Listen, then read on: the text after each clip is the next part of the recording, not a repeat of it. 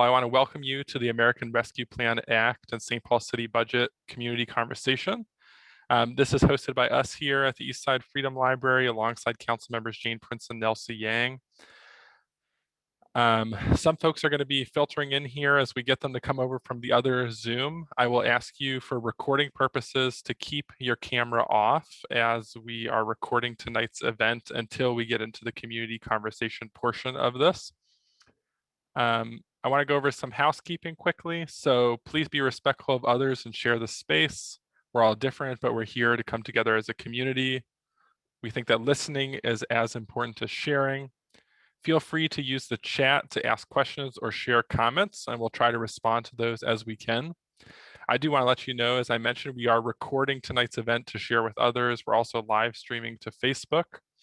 But we won't record any of the small group discussions. So in the small group discussions, if you want to put your video on, or even in large group discussion later on, you're welcome to do that. But just know that we are live streaming and recording. So our agenda for this evening, Councilmember Yang and Prince are going to do a bit of an introduction here after I finish. And then we have Holly Hurston from the City of St. Paul's office is going to present on the American Rescue Plan Act. Holly Huston, my apologies. Then we'll do an audience question and answer followed by a breakout session. And then we'll come back together to report back and close. So in really the same style that we always do, where we have a little bit of time for questions. Then we do our breakout groups with a few questions as suggestion prompts. And then we'll come back together to report back and close out. So with that, I want to hand this over to Councilmembers Yang and Prince to kind of introduce tonight's event. Thanks, Ben. We really appreciate you and Peter so much for hosting this.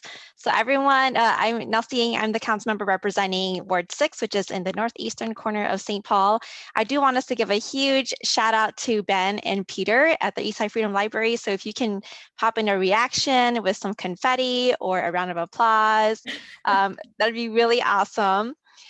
They do so many incredible work from like hosting a lot of community engagement events from to talk about Hillcrest and a lot of other subjects. Like we are so appreciative of all of you. So I'm Nelsie, my gender pronouns are she and her, and again, I'm the council member representing Ward 6. I'm so grateful to all of you for being here tonight. When I think about my work as an organizer, which was like, way before I even became a council member, one of the things that I hold so dear to my heart is making sure that our people's dollars, which are our tax dollars, go directly to families and people who are hurting the most in our communities. And we know statistically that those are families who are people of color, who are Black, Brown, Indigenous, folks who are from working class families, folks who are from our LGBTQ community. And as we think about the pandemic that we're in, we've seen that so many of their experiences have been exacerbated, and they are experiencing disproportionately a lack of vaccination rollout, and also even higher rates of energy burden, housing instability, and even more. And so when I think about this one-time funding that we have for American Rescue Plan dollars, and think about where we're going to allocate our city budget, we all have a huge opportunity to be able to shape that work, which is why I'm so grateful for all of us to be here together. Making sure that we make decisions collectively is a core value of mine as a council member, and I know also to council member Prince as well. And so I'm grateful to all of you for spending 2 hours of your time with us tonight. I hope that you will find some time to go and enjoy the wonderful weather that we have today as well. So with that being said, I'm going to pass it over to Councilmember Prince. Thanks so much, Councilmember Yang, and ditto on the Eastside Freedom Library and Ben and Peter. We are so incredibly lucky to have the Eastside Freedom Library here in our community to bring us together to do our community's most important work.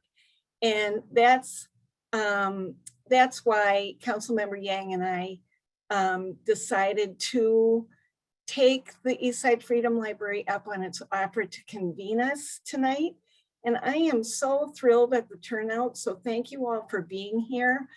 I know that Councilmember Yang, as my colleague, shares the notion that you all attending this meeting are our boss. and that we are your voice and hands to get things done on the city council. And among the most important work we do is determining the city's annual budget and to ensure that we invest our precious resources to create the kind of city and the kind of East Side we can all be proud of. I know we have people here tonight who are from across the city, and I welcome you, but you may hear a little bit of East Side haranguing from me tonight. We also, as Councilmember Yang said, are going to be talking about the American Rescue Plan money, which is an incredible opportunity to invest $166 million in our city between now and the end of 2024. And keep in mind that 166 million is just about the same amount of money that we collect annually from our property taxes. So this is a significant amount of money for us to be getting. And it's time for us to be thinking about what our communities need, what our families, businesses, and our kids who didn't have adequate digital access while trying to learn from home. I don't want to belabor this, but it's not your imagination that the East Side does not get its fair share, despite being more than a third of the city's landmass and more than a third of its people. We're diverse, we're multicultural, we have high rates of poverty and unemployment, and with the exception of me and a few others, our people are also much younger than the rest of the city. One thing that people need to also take away from this tonight is we have to work on getting our neighbors and friends out to vote and organize. I was talking to Councilmember Tao today about a library issue because we want to get funding to get Hayden Heights Library fixed up. And Councilmember Tao said, well, get the kids on a bus and bring them to meetings. So I just absolutely love that idea. We need to ramp up our organizing on the East Side. So in any event, just before you hear Holly, as you all know, the city's responsible for Parks and Rec, including things as diverse as youth program and caring for our urban forest. We're responsible for libraries, housing and economic development, the condition of our streets and sidewalks and public safety, which includes police and fire. We work with the county, which is responsible for public health and human services. We also work with the school district on coordinating the hours kids need after school programming and so forth at parks and libraries. But it's all a huge balancing act because, as we all know, increased costs result in increased taxes, which fall heaviest on low-income renters and people on fixed incomes. So with that, I'll just sum up as Councilmember Yang did. Tonight, we're here to listen to you and to bring your ideas, concerns, and priorities for the budget to our work on the City Council.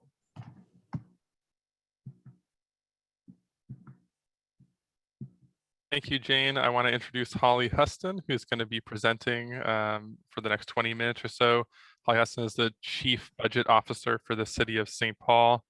Good evening, everyone. I'm Holly Houston, and I am the Chief Budget Officer with the City Council, and I'm honored to be here tonight to discuss the budget, the city budget with you. I'm going to take a little bit of time and provide a really brief high-level overview of the city budget, as well as the American Rescue Plan. And this is anticipation to help put you in the right mindset as you have a discussion about the budget and what we could do differently or what priorities you'd like to see invested in.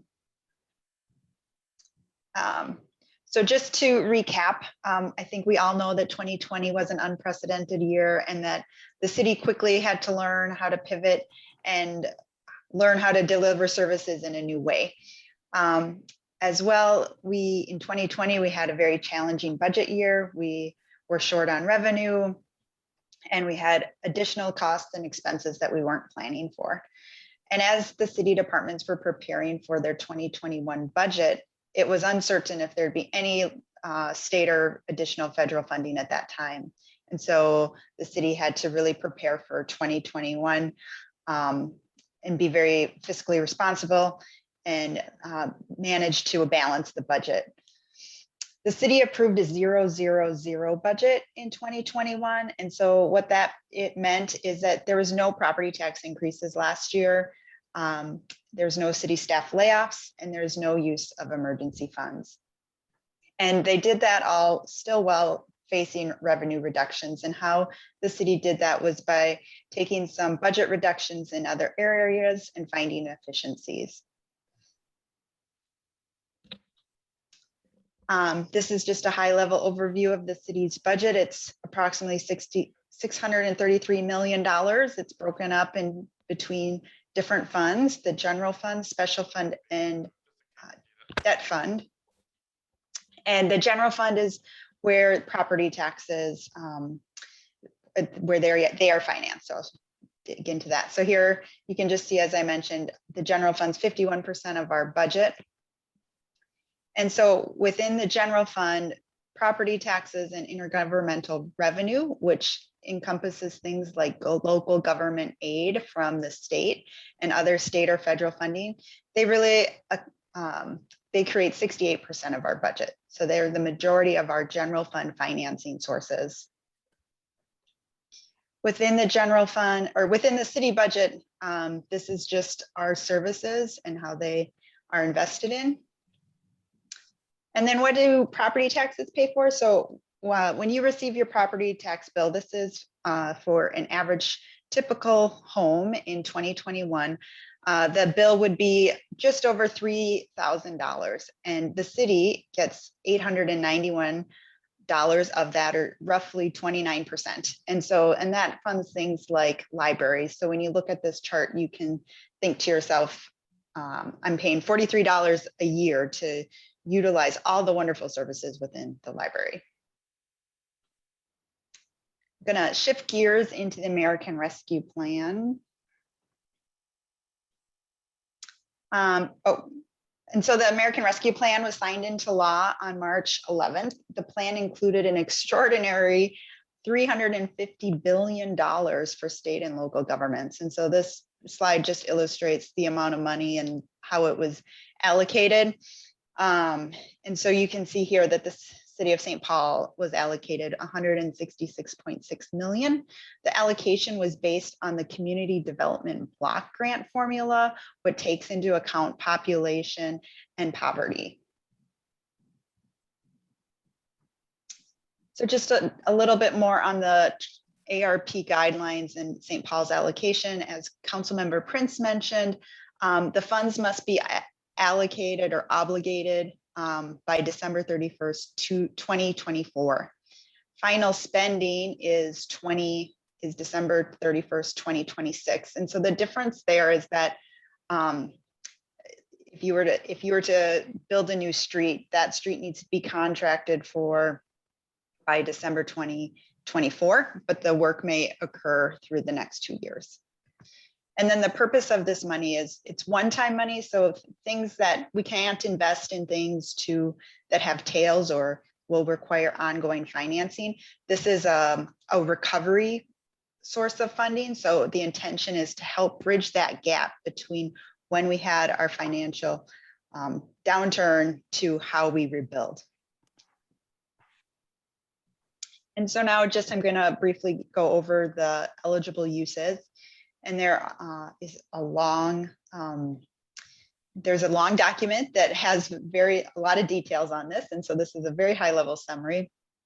And the eligible uses include supporting public health expenditures, addressing the negative impacts caused by the public health emergency, serving the hardest hit communities and families. So in the guidance on investing or using this funding source, it really calls out communities in a certain area qualify. Not that areas all over the city don't qualify, but there are certain areas that you don't have to prove as many rules that sorry, I'm getting a little into the weeds, so I'll just leave it at that. So supporting the areas that are hardest hit in communities, replacing public sector lost revenue, providing premium pay for essential workers, investing in water, sewer, and broadband infrastructure. The guidance is very clear that there are ineligible uses and that we can't offset a reduction in net tax revenue. We cannot deposit any money into the pension fund, debt services, legal settlements or judgments, deposits into rainy day funds, or general infrastructure. So this money is really intended to serve the needs that are right now and not to serve the needs in the future, or like through debt service, something that's already been obligated, that has already been planned. We can't use this money to fund that because it was already planned. And then there are additional funding opportunities that the city is pursuing and potentially eligible for. So the city council and the mayor's office have really identified different topics that they are working together. So these are areas that the city council and the mayor feels they would like to focus the funding. And the intent is that there will be working groups that will be organized by these different topics, and they will be analyzing and assessing the different opportunities within the city on how to use this American Rescue Plan funding the most effectively way possible to really help us recover and restore financial health within the city and those services that were lost and are critical. So just quick brief on the budget process and launching into the discussion. This is an overview of the city council's budget process. And so earlier in the year, I really work with the city council and we identify budget priorities, we evaluate policy issues and dig into them to see if there's any additional budget needs in the future. The mayor works with the departments currently, and they are proposing a budget to the mayor. In August, the mayor will propose his budget to the city council, and then the city council will hold a community event to hear feedback on the mayor's proposed budget. And then they meet with each one of the departments to understand the budget changes and proposals. During this time between September and December, the city council can make adjustments and modifications to the city budget before adopting it in December.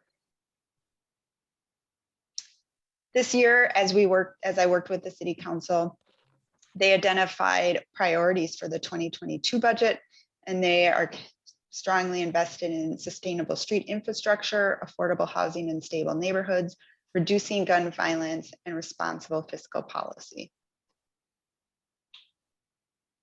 And I just wanted to cover a few important things to know about city budgets. So it's the city every year, costs increase in the city's budget with cost of living or contract increases, but the city revenue does not automatically increase. So every year the city starts the budget process with a gap. And so the city departments and the mayor and the city council must evaluate all the competing needs across the city to adopt a balanced budget. And so when costs go up and our revenues don't go up, we have to either modify programs or increase the property tax levy or increase fees.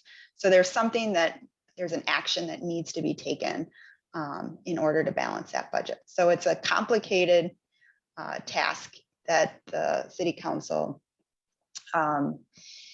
takes on and truly evaluates every department and every investment to make sure that it's aligning with the community's needs. So today, as we think about a budget discussion, the goal is really to work together and identify budget priorities and reflect on the things that would benefit the entire city of St. Paul.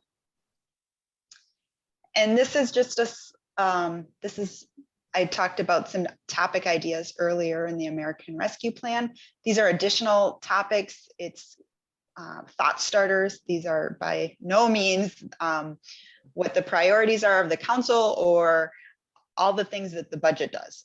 I think Councilmember Prince already mentioned that she gave a description of all the services that we provide.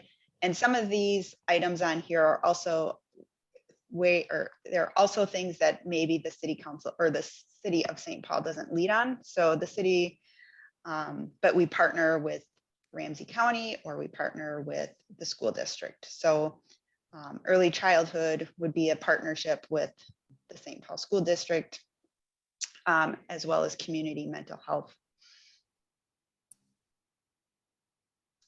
And just to let you know that the mayor is also engaging in the public, and he has 2 upcoming meetings, and they're June 30th at 5:30 and Thursday, July 8th at 6:30. And there is a link there on how to register for those. And just the city council's budget opportunity, engagement opportunities. So in September, I mentioned we have the community event, so watch for that. And then September through December, tune into the budget meetings. They're recorded and available on the city's website, or you can tune into them live, and we will be in person in the fall. You can contact your council member anytime, and they welcome your feedback and appreciate you reaching out to them. They're available with phone, email, probably social media. And then last year we started a budget survey, and so I anticipate that we'll have another budget survey this year that will be open from September to December. And it's just an opportunity to share what are your areas that you'd like to see the budget strongly invested in, or what you'd like to see changed. And then finally, there is a final public hearing. It's called the Truth in Taxation meeting that is held in December, the first week in December. That's another opportunity to talk to your council member. And I have some budget resources here, and I'll work with Ben and the council members to make sure this information is available to anyone that would like to access it. I will stop there. Councilmember Yang or Councilmember Prince, do you have anything to add or would like me to go back to anything? I'm happy to do so. Thank you, Holly. That was a great presentation. It's a lot for people to absorb, but I really appreciate the way you laid it out, and potentially when there are questions, it may make sense to go back to a slide or two, but right now it looks really good. And we did get a request to share the presentation, so I think we can send that to, I don't know if there's a link for it, Holly, but we could send the document through email as well. Yes, Councilmember Prince, currently I don't have this available online, but I will, we will get it on the website and send it by email. Great, thanks. Okay, well, I think, let's open up into a question and answer section right now. We had budgeted about 20-ish minutes for question and answer before we go into the breakout groups. So I'm happy to moderate. So I think in terms of just asking questions to Holly or either of the council members, you could either use the raise hand feature or drop a message in the chat that you'd like to speak, and I'll call on you as we go. So Chris, I see that you raised your hand, so why don't we start with you? Yeah, hi, I've got a couple questions. So on the second slide that had the boxes on it of what the council thought was important, there was infrastructure, and the description with using the 166.6 million said that you cannot use it on infrastructure. So was it intended for something else or at the general budget? Chris, that was a bad example. You're correct. So we cannot use it on infrastructure. Does that answer your question? Yeah, okay. The other issue, question I have, which is, I'm concerned a lot about this talk about building houses for 600 people at a cost of, nearly $300,000 and then giving these houses after 7 years, after paying $42,000, giving these houses to 600 people. So this would mean that these 600 people actually own houses that are more valuable for free, virtually, than half of the residents, at least half of the residents in the city of St. Paul. Residents that still have to pay property taxes, they still have to pay their mortgages. We have on our mortgage 15 years left, and we are $50,000 below in value of what these houses would be. And I just don't think that that's a fair, equal use of the resource. Ben, I'm happy to answer Chris's question here. You may have seen that, Chris. That was a letter to the editor written by a resident of Ward 4. And I put it on the discussion for tonight's meeting, not because it's a proposal coming from anyone other than that particular resident of Ward 4, but because it gets at the issue of, you know, if you look at the need for, well, first of all, he wasn't proposing that the houses be given away. The idea was, we've seen a lot in the recent media about the homeownership gap in the decrease in homeownership in our metro area. And what we also know is that homeownership is a primary way that people build wealth and build generational wealth for their families. So the reason I put that out there was it just was one of those ideas to get people thinking about, you know, let's say we were to take all of the American Rescue Plan money and build houses with it, and provide rent housing on a rent-to-own basis, and so on and so on. But that is not a proposal that is actively being considered by the council. It is something to just kind of get us thinking about how we want to prioritize the use of that money, and what some priorities might be if in the area of housing. So don't react too strongly to that. It was a letter to the editor, and it wasn't fully fleshed out, and so. Well, I do have the concerns entwined in the announcement of the mayor that states, that he's going to be all for reparations, which there's been a lot of talk about housing, and, basically, the giving away is paying $42,000 for a $300,000 house. I mean, that's virtually giving it away.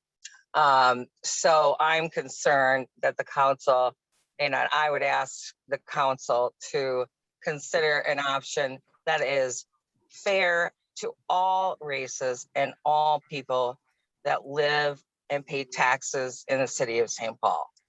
Thanks, Chris. That's definitely good feedback. Thank you. So David Palm, go ahead. Well, first of all, Councilman Prince, good to see you. Thank you for doing this. Councilmember Yang, I don't think you and I have ever had the pleasure of meeting, which is, goes to show the pandemic has been isolating to all of us, because I am, as you know, one of the city employees. I'm here in my role, though, not as one of the city attorneys, but as my role as the president of our union for 3757. And also, I guess, as a citizen of St. Paul, because I've lived here since 1997, and Jane and I know each other well, and I'd be interested in having discussions later. But this is great. We got this money, but I will just say, from my standpoint, as a employee and a citizen whose family lived here for many years and daughters go to St. Paul Public Schools, my concern would be these three things: infrastructure, which would mean our roads, which really need a lot of help, and other things in the city. Technology, and I will give you a quick example. My computer last week was down for 2.5 days. 2.5 days without a computer. My computer is from 2019 and is not set to be replaced until 2022. Okay. And then the last thing would be, we're going to need help. We're going to need more employees, and we're going to need our folks to be compensated especially those people who literally, and I'm going to talk about our paralegals and secretaries that have been in our office every single day since this pandemic has started, risking their lives. And this would also, I guess, apply to the police and firefighters. So as you're making these decisions, and and I'll convey this to the mayor, and I think some other members of the city are on here, and Dean Ryan is here, we can have discussions more. I don't want to take up a lot of time, but those would just be things that I would ask you to look at. I'd be interested in what both your priorities are. Thank you. Thanks, David. I saw that. Is it Iab, or did you mean to write Ian had their hand up? Thank you. My name is Ian, but my keyboard created that. I just want to provide a counterpoint that I am perfectly fine with people who are not me getting stuff, especially people who are lacking things that they need, such as housing. I would much rather that the homeless people that I see all the time have somewhere that they can live and call home, rather than to keep them on the streets, because it wouldn't seem fair to the people who were able to get enough money to buy a home. What my main concern right now is, of course, the ongoing global warming crisis. We're seeing extremely dangerous temperatures across the West. This is becoming an annual problem. It did look like we're not allowed to use this money on certain kinds of infrastructure, such as solar panels or community-owned solar gardens, or other kinds of ways to address global warming transition directly. But when we're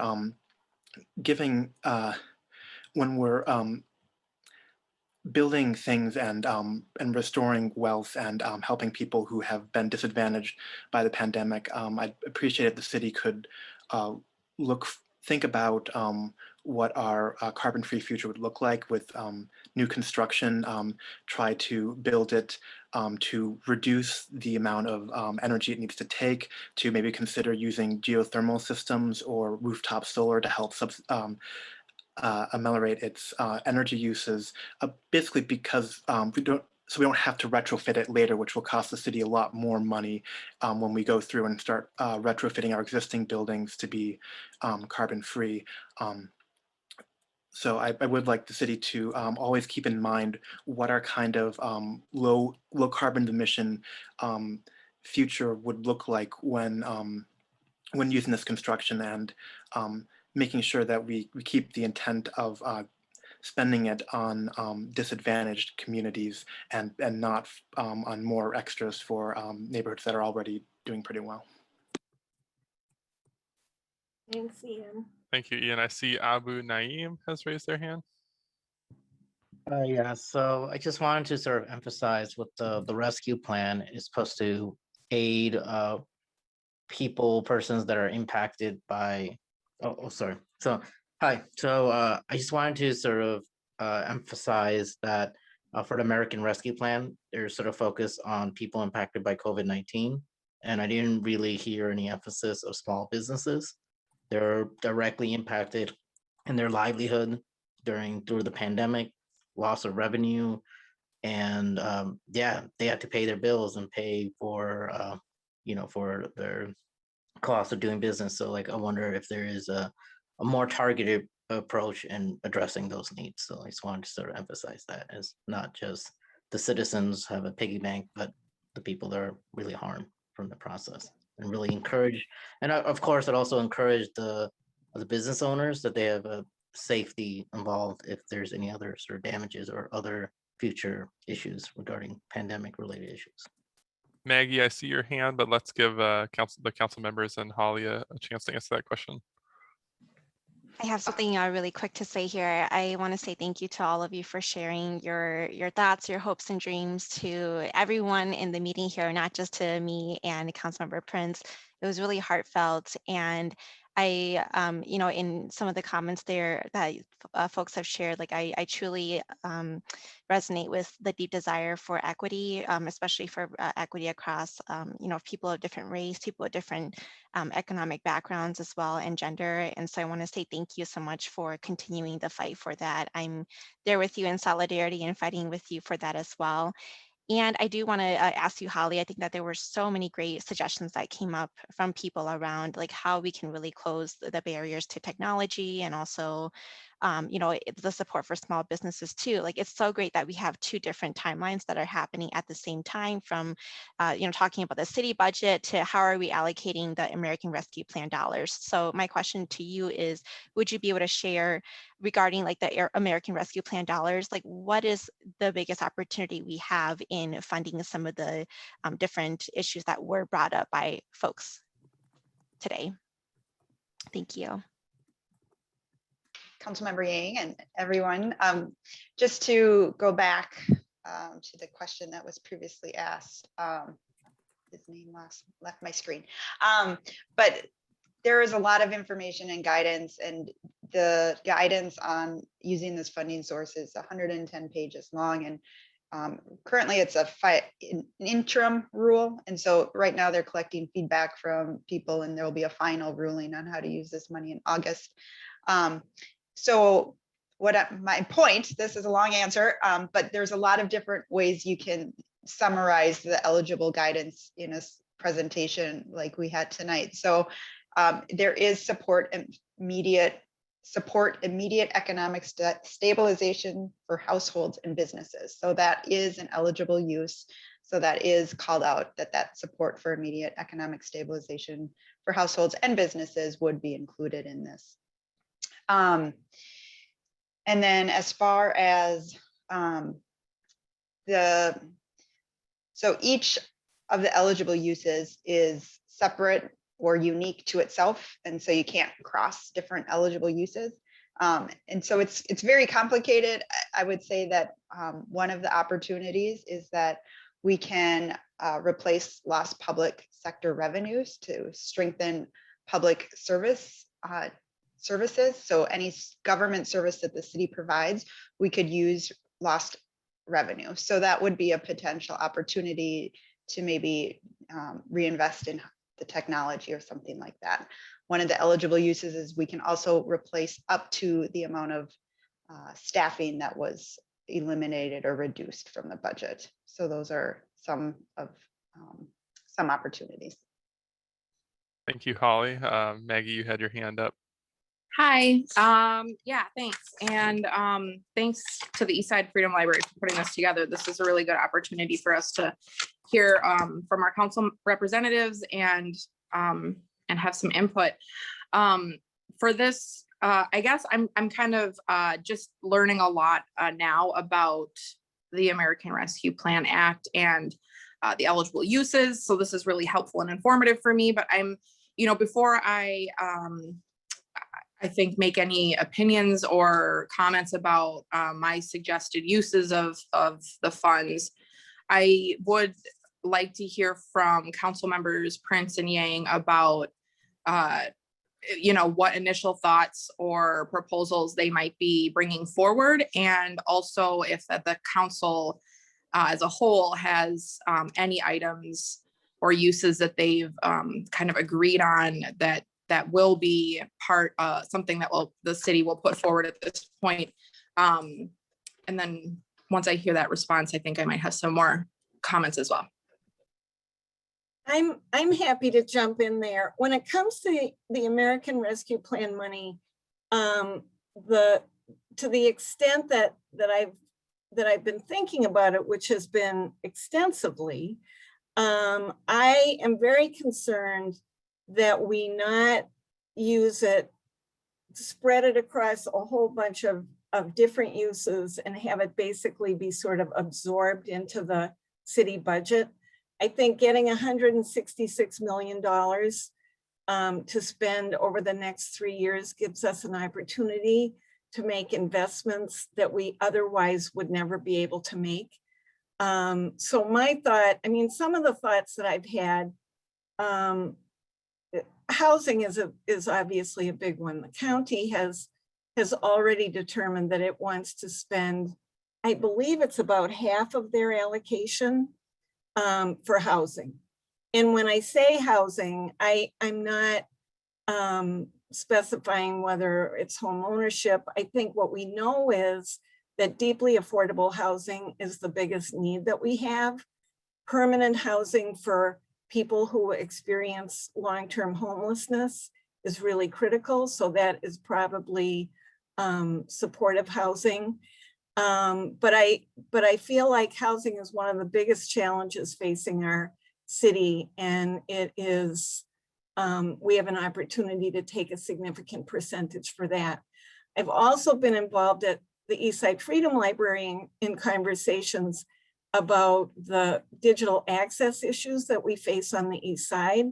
Our kids have to, I mean, thank goodness our libraries have made it possible that if you pull into a parking lot by a library when the library is closed, you can still get access to the wireless. But this isn't what we should be doing for kids and families and elderly people, is making them sit in a parking lot outside of the library to have digital access. So I think that's something we need to look at. But you know, the other thing I want to be clear on, because I've heard such good ideas here tonight, you know, Ian on the on sustainability, and David Palm, I'm really grateful for the input about our expectation that employees continue to toil away and have very little in the way of increases in salaries, cost of living, whatever it is. And it is harder and harder to ask our employees to continue to do more with less. So I appreciate that. But I really do want to say we are early enough in these processes now that, for me at least, tonight is about hearing from the community, because we all know that we have a huge number of needs. I was very concerned in 2021 that our libraries took not only the largest hit in terms of dollars, it was over $1 million of their budget that was lost, but it was also the largest percentage of any department being cut. So, and we have concerns like the Hayden Heights Library that is competing right now with Hamlin Library. And while we don't want to do competition across town or say, well, they don't need it and we do, I mean, truly, the Hayden Heights Library needs to be upgraded.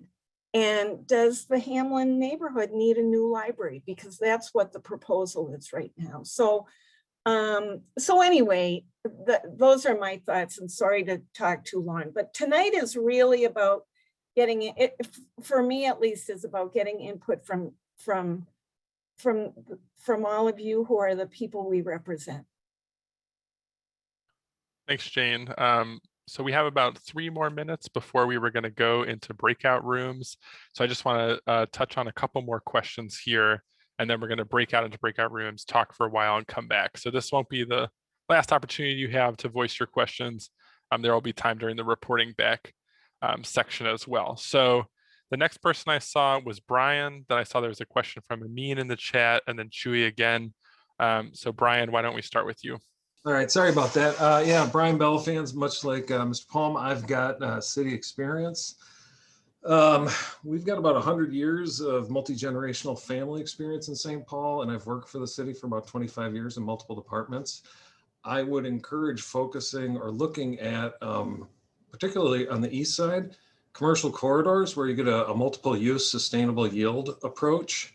So not just fixing or improving the Hayden Heights Library, but then looking, well, how does that tie in with the Hayden Heights Rec Center that's been left somewhat derelict, as well as looking at the old Hafner's bowling alley parcel that has sat empty for a good 20 years, I'm guessing.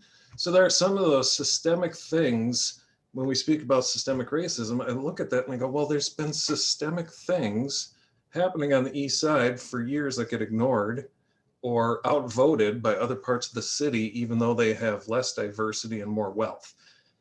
I say this because I work with mapping systems. So I also think about where are the areas of the concentrated poverty need or things that specifically are called out in the 116-page document. Can we use our internal mapping systems as well as some external data and consulting to really target where we're putting any infrastructure or social program spending And I will end with the single most equitable thing on the face of the earth for all of us is water. And we're looking at, I think, 120 million to overhaul the St. Paul Regional Water Facility.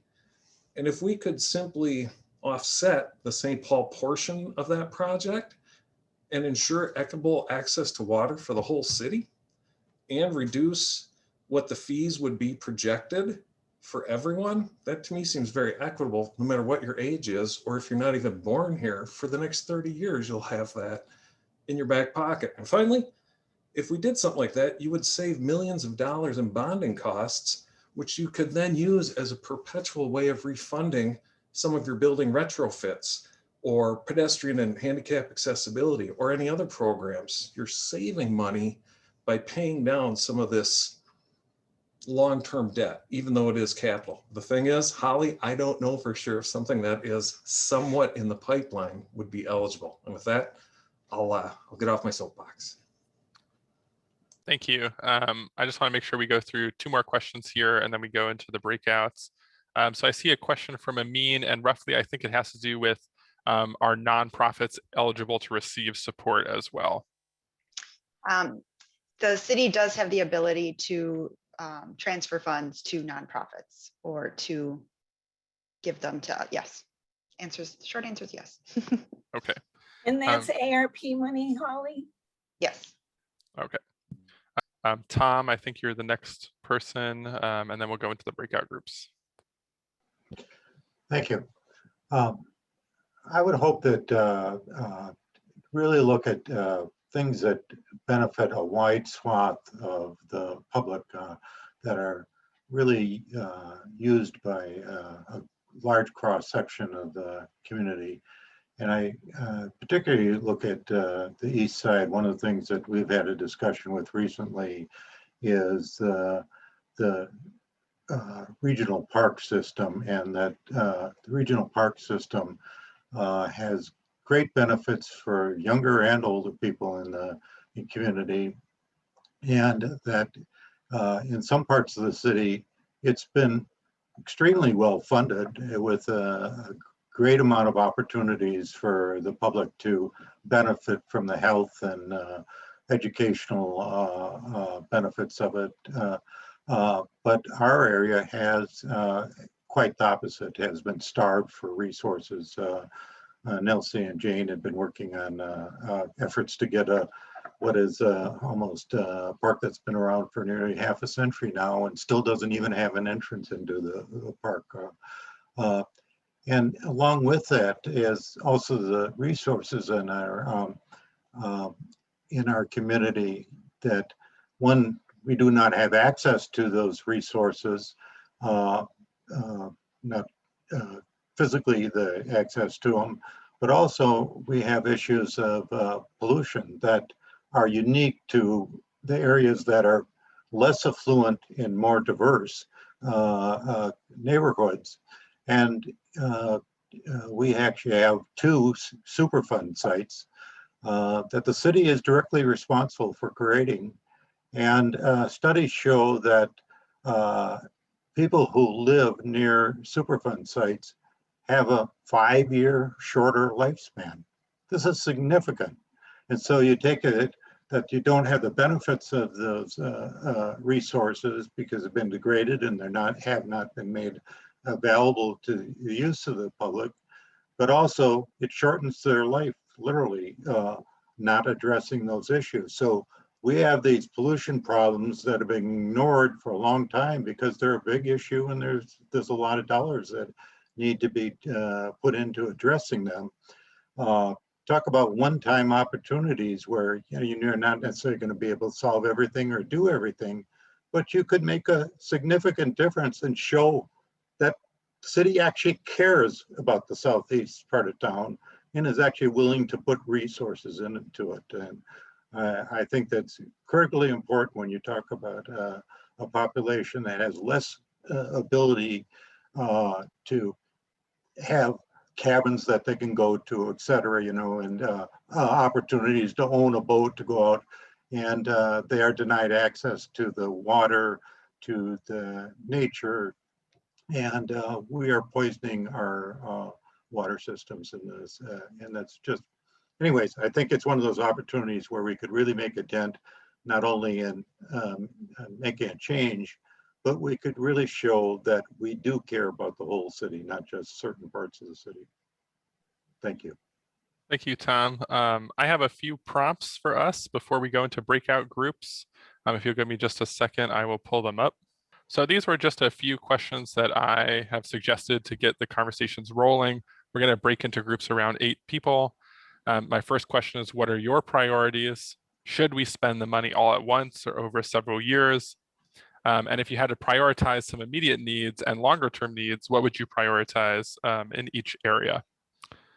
I will type those out as well, but for now, I'm going to break everyone into breakout groups and we will come back together in roughly 20 minutes.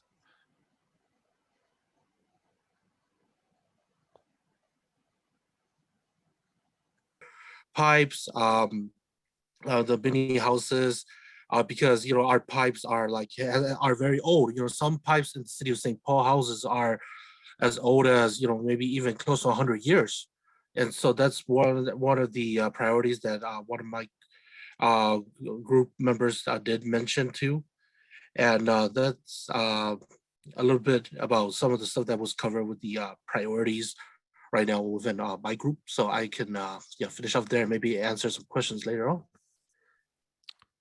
Thanks, Chris. Sian, I see your hand up. Laura, I see that you commented in the chat it wasn't enough time for a breakout. We are going to host a second event covering roughly the same topic, so there will be more time to keep chatting about this. Sian, why don't you go ahead, and then I see Abu, you also raised your hand. Okay, thanks for trying, Sian. Abu, you had your hand up. Yeah, so our group had a very vibrant discussion, and some of the focus is kind of like the process and how we sort of give out the aid. So one is that there's a 3-year plan, there's a 3-year funding.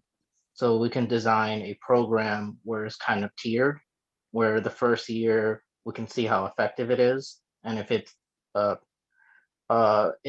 a level of performance that succeed in the expectations, then we continue on the second year and make improvements or do those kinks. So we can really plan out something in a more long-term process. And part of that funding can be based on the performance afterward and seek out external funding. So we can make a sustainable product, a sustainable program that succeeds beyond the aid. And there was a lot of discussion about validation, about where is the aid coming in and if it's giving to the right persons or not.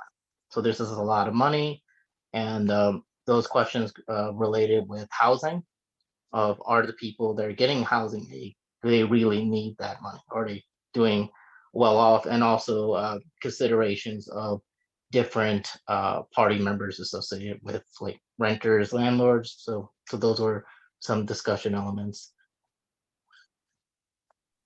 And if anyone else wants to add more to the group, then feel free to raise their hand. Patricia, I see you. I just want to read out a couple of these comments in the chat just to make sure we have them. So having access to affordable childcare and investing in workforce training programs, investments in long-term supportive housing for those who are facing chronic homelessness. Folks were talking about back hazard pay for frontline workers.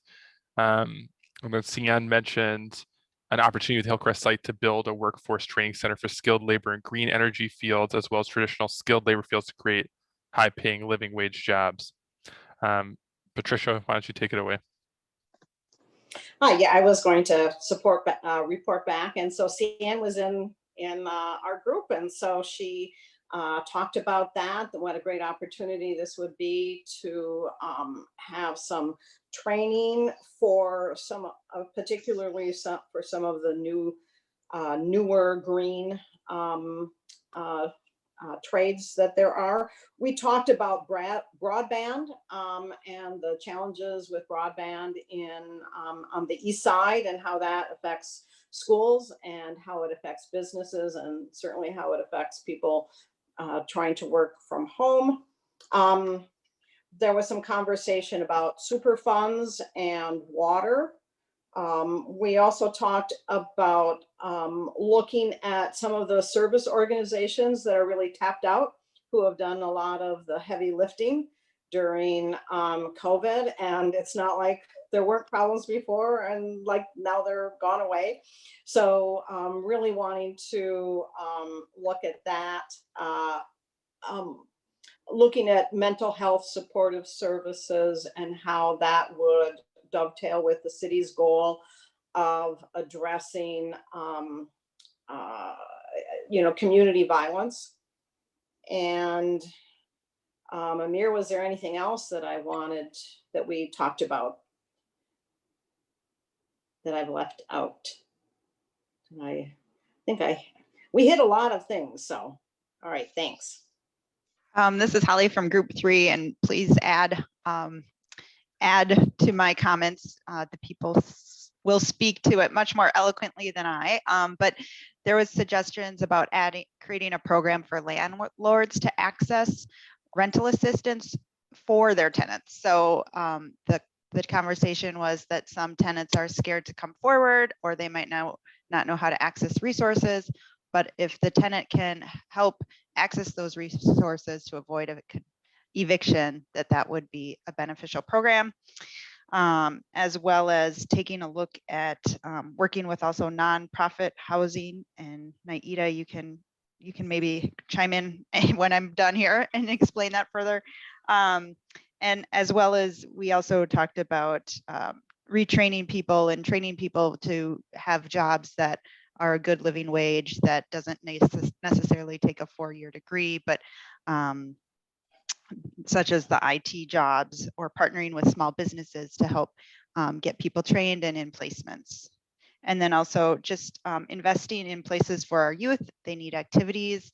We need to get rec centers or libraries reopened. And I believe in other conversations that I've heard with the council members, with like the community ambassadors, that we also need to think about our teenagers and that they might not want to be at a rec center, but what activity can we allow them to access?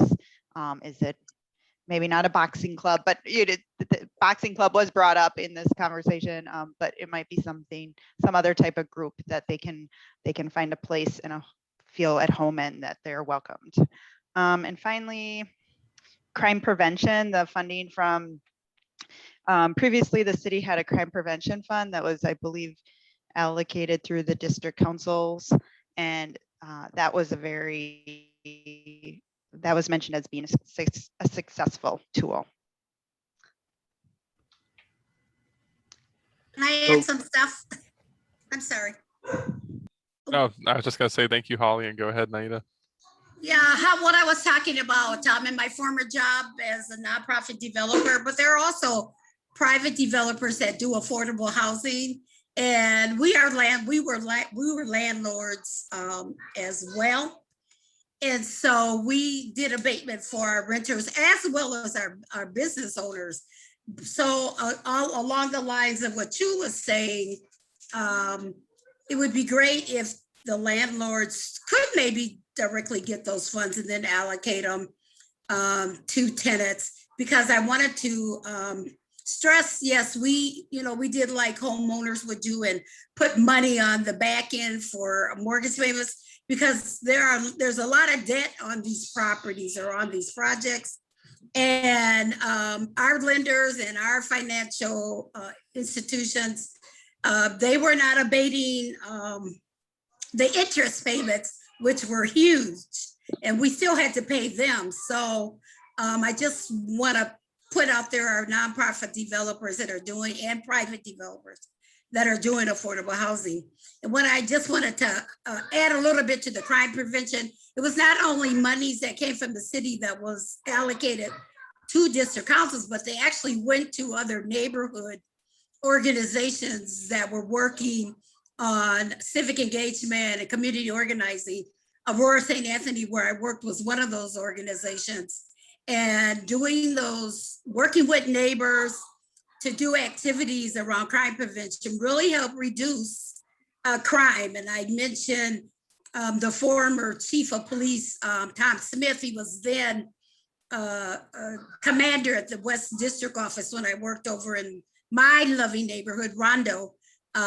He actually was quoted saying that crime through these crime prevention neighborhood action groups that crime had been reduced 70 to 80%. And the thing with the kids is that we need to start funding and getting some more jobs for young people too. Just wanted to add more to the job, jobs, getting young people jobs, and funding recs and libraries instead of closing them. Thank you, Naida. I just want to lift up that Carol mentioned, wondering if there's been any analysis or mapping of issues that have been exacerbated by the pandemic in areas most impacted. Councilmember Yang said that she would have Chris Zhang look into that. Kim Lieberman said racial equity and what is funded, deeply affordable housing and invest in buildings. This is a once in a lifetime opportunity. Linda Soderstrom asked, isn't the ARP for COVID related only and at 50% AMI and below? And Allison Emery said yes to back hazard pay and to job training. So let's jump back to that question from Linda. Is the ARP for COVID related only and at 50% area median income and below only? Hi, Ben, this is Holly. So the ARP funding is for COVID related issues that fall within those eligibility criteria that I mentioned. It gets there's some intricacies to it. So for example, cities can replace lost revenue. So we didn't receive, the pools weren't open, but we still had some costs of maintenance. So there was some lost revenue by not collecting aquatic fees for last year. The city may be able to collect lost revenue from aquatic fees or parking funds or meters, and they can use that money, and they have some rules within that, and they have a calculation on how you determine what lost revenue you're eligible for. We could use lost revenue for investing in city services. So it's a very complicated, eligibility list, and you can really get in the weeds deep quickly. As far as answering the question for 50% AMI only, it is not only for areas within the city that are 55% AMI only. There's some verbiage in there that says that areas in qualified census tracts can be invested in, but that doesn't mean that it limits us from investing in other areas. So if there was a water project in another area, we could invest in that area that didn't meet their census tract because we have enough proof and we're meeting the other eligibility things. That does that help? Thanks, Holly. Peter, would you like to report from Group 5? Yeah, I think that a lot of what's been said was also mentioned in Group 5. A lot of concern with disparities and how to use these resources to address long-term disparities and the disparities in the ways that people were impacted by COVID. There was interest in training center for green jobs, interest in Hillcrest, and particularly the development of affordable housing that would also have a net zero environmental impact. There was concern with access to digital resources and the desire that we use these resources to improve access to the internet.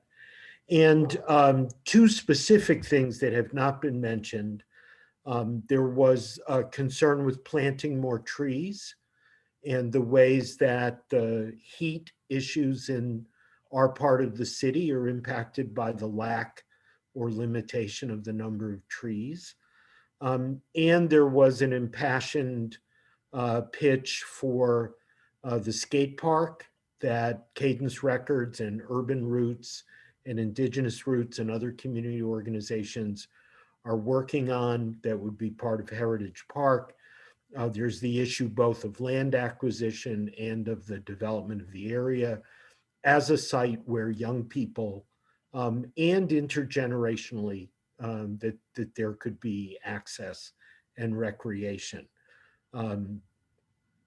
I think that the sort of an interesting theme in all of this is how do we look back at the disparities that got us where we are, and how do we look forward to have an impact and create better than what existed before. And I know I've been encouraged by the tone and the sincerity that people are bringing to this conversation tonight. So thanks.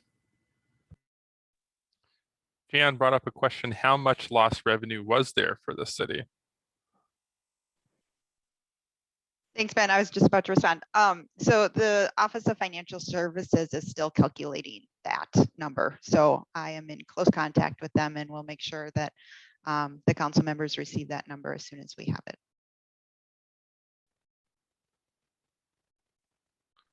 Well, I think we've got time for one or two additional comments before we reach closing. Is there anything anyone else would like to mention? Abu, I see you. So Sorry, Chris, I to, hear you. I'll get to you, Chris, but I want to make sure I got to Abu. So I just wanted to mention that part of COVID related is that people felt isolated. So I think opportunity for community enrichment or community engagement or activities to bring people closer together after being isolated. So anything targeted to that, I think improves the quality of life and make residents want to stay here in St. Paul. Thank you. So we got Chris and then Cameron right after Chris. Yeah, hi. I just wanted to, again, what Abu was saying is make sure everybody is included, not just equality. So based on income, regardless of race, I think is important. I know that people talk about, this racial equity, and Biden talks about it, and some of his programs have already been put on hold because they have specifically not been addressing the needs of white people. And I think that that is against our Constitution. And I think we should be looking at equality. Hi, this is Tabitha again. I'm just using my brother's computer because my cell phone's broken. But yeah, so I would love to talk about class oppression. I think it's created by capitalism and the symptoms of that. I think police trauma add to violence of hurt people, hurting people. Sorry, I can start my video. And yeah, I do think that you can't really have a race analysis in this country without having a class analysis. I mean, my God, we are on stolen indigenous land with slavery, and the policies from housing to rondo to covenants on who, like, Jewish, Black, and Latino folks can't live here. Like, I don't know how you have a race analysis without a class analysis, and a class analysis without a race analysis. And so I just don't think you can divide those two, given the historic racism from everywhere where we put pools. And I am a youth worker in St. Paul for the past, I don't understand why this video is not starting. I apologize. But I had another one of my rec kids drowned, and I'm sick of my kids dying in the streets, the youth of St. Paul. I am sick of babies drowning in the Mississippi. I've been a youth worker for 21 years since I was a youth, and I am damn sick of burying my kids because of the symptoms of poverty, because they don't know that they can't swim in the Mississippi River. And housing, we need jobs. My firefighter brother, Cameron Mitchell, who's sitting next to you, he's talking about broken down fire houses. We're trying to save libraries. We know that young people who have guns in their hands in our cities, we know that the baby on the side of the gun who dies, or the baby on the side of the gun who pulls the trigger, is because hurt people are hurting people with the symptoms of poverty. How broke is the city of St. Paul and the numbers of poverty that we live here? Not the city budget, but the actual numbers of people living in poverty. And of course, to the last speaker, that includes the working poor who are white. Of course it does. But we have to talk about how the race and class analysis go hand in hand. We have to. The North was set up with policies, procedures, the prison system, the school to prison pipeline based on racism. And so I, as a union activist, I am the vice president of AFSCME 1842. I am on the Frogtown Neighborhood Association. I am a born, raised, and will die in Frogtown. I will never give up on this neighborhood as someone who was born and raised here. I am a city employee for 21 years, while the vast majority of the management team rolls out to Woodbury and Stacy and Forest Lake and everywhere else. And back to the folks who went to work every day, we were considered essential childcare and provided that to the folks that had to go to work, the firefighters, whoever, the nurses, the grocery store workers. I have members who killed their grandmothers because they live in intergenerational housing. Every single day we went to work as a youth worker in St. Paul. We didn't get any hazard pay, but we did when we did daycare at the schools, but not for the daycare we provided every day. So jobs, the lacking technology, and housing. Like, I cannot talk about bourgeois, like, apartment complexes anymore. Yes, of course, we have a housing crisis in St. Paul, but we have an affordable housing crisis. Anyways, again, this is Cameron Mitchell is the firefighter. I, Tabitha Mitchell, am the parks employee. I'm using my brother's computer because it's broken. Thank God when he and dozens of firefighters got COVID and our house was put on quarantine. Somehow we didn't get it, but we literally had to have him quarantined in his room as a St. Paul firefighter so he did not kill my parents who live across the street from us. Did not kill them. And my last thing is I want to support CPAC, the community control of policing. As someone who prevents young people from doing crimes as a youth worker, and the fact that we pay frontline youth workers $13.75 an hour to do this work, the patrol budget drives me crazy because I will say it, cops do not prevent crimes, they respond to them. But high quality housing, food, and youth workers, people who can, like me, who've walked up to groups of kids on street corners for the past 21 years, chatting them up, I can prevent crimes. I don't respond to them. Well, sometimes when crimes happen, we respond to them. But the police budget drives me absolutely nuts, specifically the patrol budget. And as my firefighter brother is sitting in my living room right here, and I've been working here for this long, I am sick of us as city employees fighting, because firehouses shouldn't be more important than libraries, and libraries shouldn't be more important than parks. And we need this level of community engagement, but also poor people need good jobs and houses to live in. Whether they rent or own, I don't care, but the houses have to be affordable. Anyways, I could be on this soapbox for this next 7 hours, so let me hop right off. Thank you. Thank you, Tabitha. I think that's a great way to close out. Love the passion. So I just want to hand it over to Councilmember Yang and Prince to close us out. And then I have just a quick announcement before we end for the night. Thanks, everyone. I just wish we had like hours and hours together because I feel like 2 hours was definitely not enough, especially when we got to hear people speak individually about their thoughts, their hopes and dreams. And so again, I want to say thank you for being here with us.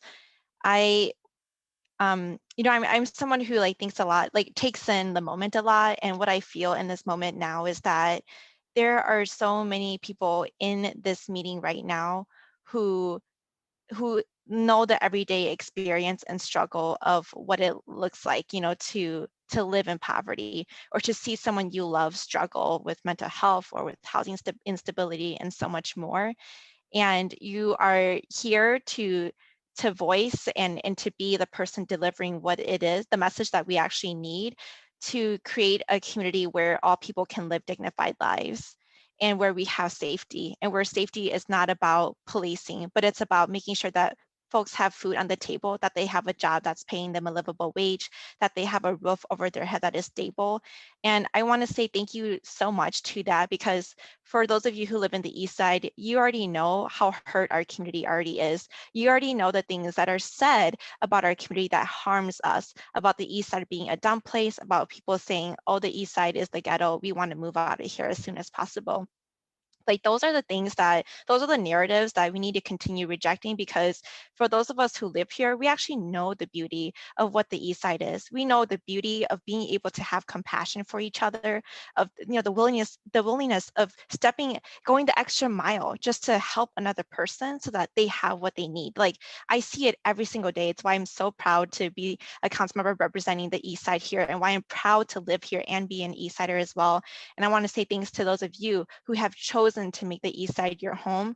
All of the things that we've talked about, I feel like it's not just about a budget conversation. What needs to happen is taking action. For those of you who care deeply about a certain issue, like talk to other neighbors and ask them, do you care about this too? Because if yes, like why don't we start meeting with our council members about it and see if we can get support for this certain thing we want to push for? Or why don't we run a campaign, a grassroots campaign that's rooted in people pushing for what we need so that we can actually get our community what they need? Like these are the different action steps that need to come out of conversations like this, because again, this is more than just about our budget. It is about our budget, but there's actually so much more we can do together. And so I am holding in my heart all of the wonderful input that we've received today. I want to say thank you to everyone for continuing to push for racial equity, for equity across class and gender in our communities, because no one's going to come and save us. It's going to be us who actually is able to build the community that everyone deserves. And so let's be bold, let's be unapologetic about it, and let's keep staying in touch about what it is that we truly want for each other. So again, thanks everyone. And Jane, I'm going to pass it over to you. Thanks, Nelsie. How can I follow that? This has really been a wonderful evening. I really appreciate what Nelsie said, and also what Peter said about his really appreciating the spirit of the conversation tonight, as much as all the really good ideas. And I think there was a lot, I mean, there are a number of things we all agree on, obviously, and priorities that are really important for our East Side. One thing that strikes me about the American Rescue Plan money being for COVID recovery is that during COVID, we saw all the disparities in ways that we haven't had to face them before. And they were in healthcare, and they were in housing, and they were in jobs and income, and they were in digital access, and so on and so on. 50% of African-American owned businesses in the country went out of business during COVID. So when we think about how we should use the American Rescue Plan money, I think it's clear that it needs to be about closing disparities. And that's a really tall order, and how we're going to do it, we don't exactly know. We know that in our small group, Elizabeth Tannen was there from the Beacon Interfaith Housing. And we talked about the ways in which closing the gap between what developers can build and what is deeply affordable is a number that we can fill that gap with this kind of money, that it's not building the housing from scratch, it's filling a gap. So I think there are lots and lots of ideas, but the other thing I just want to say, and we are hoping to do this meeting again, Ben and Peter and the Freedom Library have committed to giving us another night in July.